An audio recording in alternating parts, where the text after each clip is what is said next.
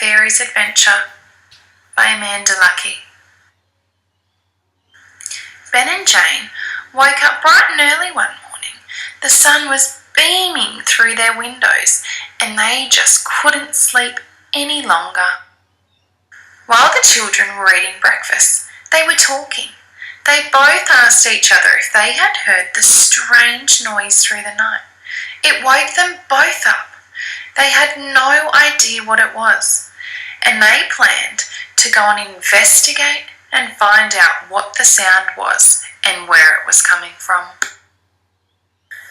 After they finished their breakfast, they put on their hats, their shoes, and grabbed their walking bags and decided to go out and walk through the bush track in their backyard.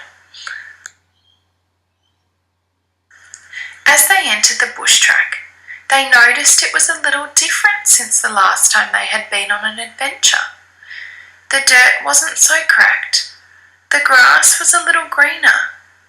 The trees were filled with beautiful green leaves. They were looking high and low. Jane noticed a beautiful big tree out of the corner of her eye.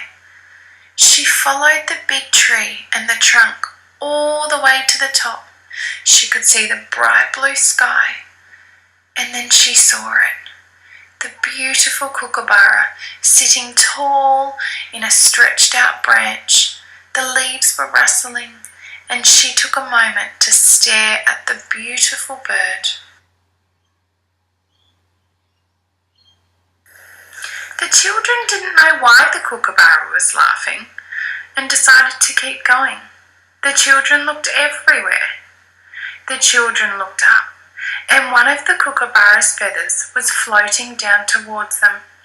Ben stretched his arm up to reach it, but the breeze blew it out of his reach. Jane ran after it, this way and that way. The feather was always just out of her reach, and that's when they heard it. It was the vibration noise.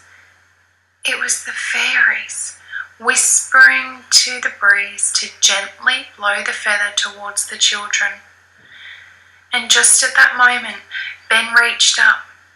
He touched the feather, and he jumped again, and he grabbed the feather in his palm. The children had always wanted to collect a kookaburra feather, but they could never ever find one. And finally they had. They knew they had to go and find the fairy to thank her.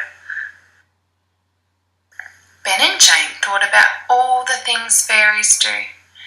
They skipped through blooms bursting with colour. They hum and buzz with the groups of bees, busy collecting their nectar or taking it back to the hives. The shimmer and the sparkle from the fairies' wings lights up the dark night skies. And in all their looking, Ben and Jane still couldn't find a fairy. Ben and Jane sat slumped next to a hollowed out tree trunk. They were thinking and talking and trying to find a way that they could find the fairy. And that's when Ben thought, if we can't find a fairy, we'll have to make the fairy come to us.